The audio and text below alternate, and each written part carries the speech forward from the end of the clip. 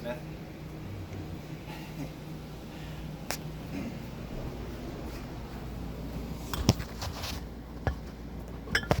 Where am I in the camera? Are you shooting your presentation? Recording herself? Are you recording you?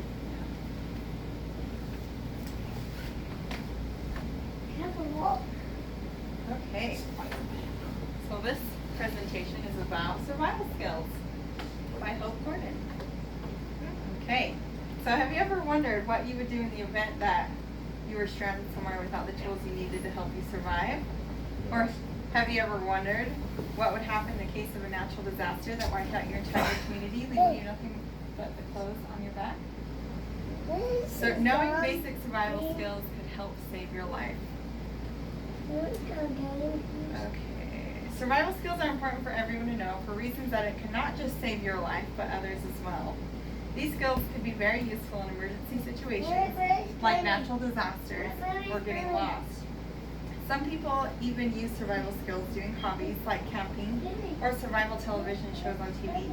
There are 4 very important skills I think are necessary for people to know so that it will help in any situation mentioned above. One of those skills is knowing how to get food. Traps can be a great way to catch animals for food. There are different kinds of traps you could build. In Keith McCarty's article, Primitive Survival Skills, McCarty gives step-by-step instructions on how to build these traps, such as snares, deadfall traps, tension traps, bird traps, fish traps, and funnel traps. Snares can be made up of rope, wire, or some type of cordage. In the same article I mentioned a little bit ago, McCarty says, position the snare at the head height and tie up an end to a tree, a stake in the ground, or a log that the animal can drag a short distance as the noose tightens. Another skill I think is very important is knowing how to collect water. Water is one of the most vital things needed in order to survive. It is important to make sure your water is safe to drink before drinking it because you could get sick from the bacteria in it, among other things.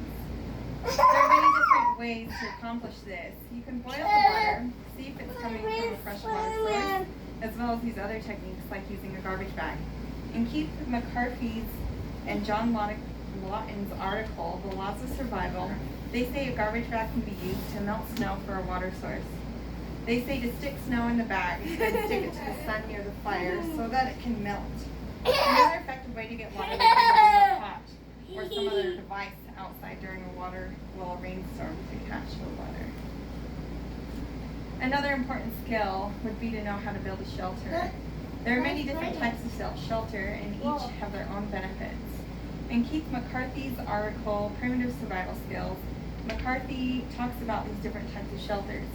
McCarthy says primitive structures fall into 3 categories: body-heated shelters, open structures, and enclosed shelters. And each have their advantages. Shelters keep you safe from weather conditions as well as predators lurking through the night looking for dinner. It's great if you have a tarp because that can aid in keeping a dry shelter. If not, other natural resources will work well. You can look around and gather loose branches with leaves, sticks, and really anything that can aid in building your shelter. An easy and simple way to make a shelter is to find a tree branch and use it as a middle support and then stack the branches around it, like shown right there, in a teepee-like fashion, yeah. And then fill in any holes with sticks or tree branches and leaves. Fire is needed for many reasons, like to help keep you warm, cook your food, boil your water, help keep you safe from predators, and serve as a signal for people who may be looking for you if you're lost. And it can also help in building tools that you need, or whatever.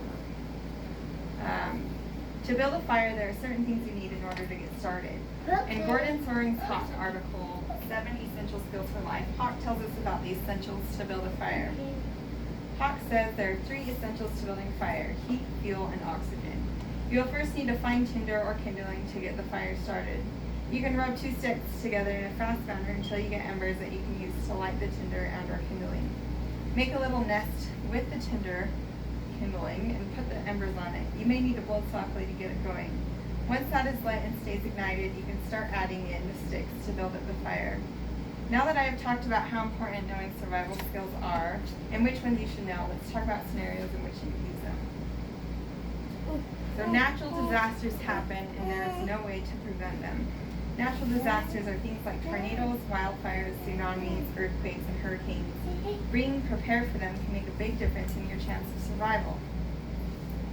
In Nicholas C. Bronfman, Pamela C. Cineras, Paula B. Repto, and Javier C. Castaneda's article, Natural Disaster Preparedness in a Multi-Hazard Environment, characterizing the socio-demographic profile of those worst prepared, they talk about how being prepared can make a difference. They say citizen preparedness strategies play a key role in reducing the effect of hazards that cannot be mitigated. As said in the previous slide, being prepared can make all the difference. Preparing an emergency kit for emergency situations is a great way to be prepared. It's perfect for a grab-and-go type situation. Also, having a plan that you will follow, such as where you'll be meeting up with your family and how you will get there, will also aid in decreasing panic and help people stay more focused. Depending on your family needs, the basic survival essentials to have in an emergency kit would be gloves, first aid things such as band-aids, medicine, alcohol, and wipes, ropes or some type of cordage, solar-powered flashlights, matches, and a pocket knife. Other options you can include would be things like a fire starter, ready-to-eat meals, and a small pot to boil water in. Now that we have talked about natural disasters, there is always a case in which other things can happen that require survival skills. Let's take a look at what that is. So becoming stranded, nobody plans to become stranded, but it can happen to anyone at any time for reasons like maybe your car ran out of gas, or you were on a boat that got caught up in a bad storm and washed you up on some island. You could have been involved in a plane crash in which left you somewhere where civilization isn't in sight. Knowing survival skills can help save your life in a situation like any of these. You will have the skills needed to build a shelter, hunt for food, start a fire, and appropriately prepare for water to drink. These skills will help you stay alive until you are found. Just remember, it is best to stay where you are if it is safe to do so that people who may be looking for you can find you easier. In Keith McCarthy's and John Lawton's article, The Laws of Survival, they talk about this. They say wandering aimlessly will only move you farther from the searcher's grid.